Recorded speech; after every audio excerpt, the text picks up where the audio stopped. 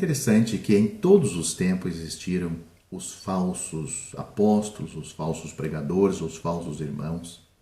Podemos observar que muito daquilo que entristecia o apóstolo Paulo quando ele escreveu a sua primeira epístola aos Coríntios tinha sido corrigido. Entretanto, quando chegamos aos últimos 4 capítulos da segunda epístola aos Coríntios, aprendemos que um novo problema havia surgido. Um que nem é sugerido na carta anterior, na primeira epístola, foi a invasão da igreja por homens falsos.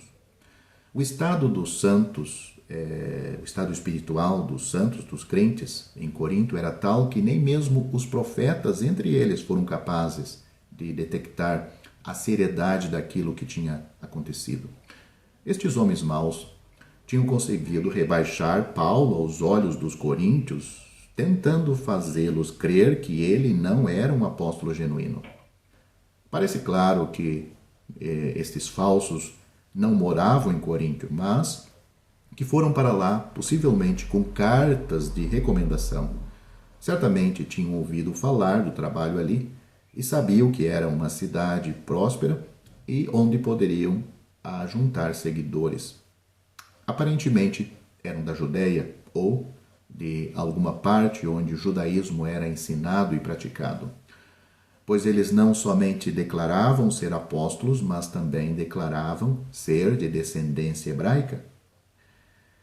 Por outro lado, devem ter sido fluentes na língua grega, pois estavam tentando superar Paulo nas suas pregações públicas e até convenceram alguns dos coríntios que o falar de Paulo era desprezível. Paulo os chama de os mais excelentes apóstolos, os superapóstolos. Ele chama também de falsos apóstolos, obreiros fraudulentos. E Paulo chega a chamar eles de servos de Satanás. Apesar de sua reivindicação de que eram, de alguma forma especial, servos de Cristo, e de afirmar que eram os maiores dos apóstolos, eles não enganaram Paulo, e ele também não hesitou em expor a falsidade deles. Quanto à sua doutrina, eles pregavam outro Jesus.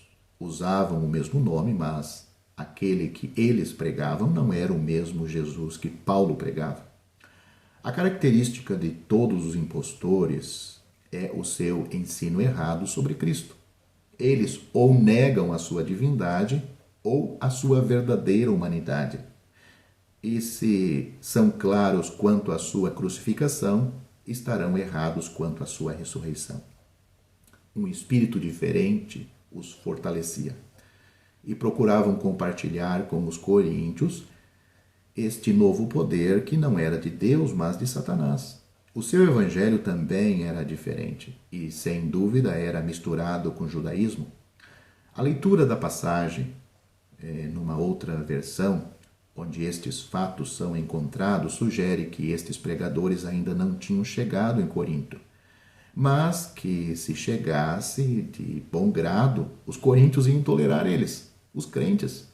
Entretanto, muitos traduzem esta frase por com razão o sofrereis, ou vocês o suportam facilmente, como está na nova versão internacional, NVI. O argumento de Paulo é que, como eles tinham suportado tão bem os super pregadores, eles facilmente poderiam suportá-lo, pois ele não era inferior a eles. A maneira como a serpente produziu homens tão parecidos com os verdadeiros apóstolos, ao ponto dos coríntios não discernirem a sua falsidade, demonstra o seu poder de enganar. Estes enganadores oprimiam a igreja em Corinto e se enriqueceram às suas custas. Possivelmente os seus corações cobiçosos escolheram esta região sabendo que eram materialmente prósperos. A falta de egoísmo de Paulo foi, sem dúvida, um empecilho para eles, pois impunha a cobiça dos seus corações. Eles não eram somente cobiçosos, mas dominadores e tratavam os santos como se fossem os seus servos e abusavam daqueles que resistiam à sua autoridade. Eles nada sabiam da mansidão de Cristo e em quase tudo eram um contraste total do apóstolo Paulo. Podemos imaginar como estes homens se saíram quando Paulo chegou a Corinto. Ele tratou-os como começou a fazer. A resposta mais provável é que eles não permaneceram ali para ter um confronto com ele, mas foram a algum outro centro. Se foram a Éfeso, os santos ali não eram tão facilmente enganados, porque eles puseram à prova os que se dizem ser apóstolos e o não são, e tu os achaste mentirosos, é o que está escrito em Apocalipse capítulo 2, versículo 2.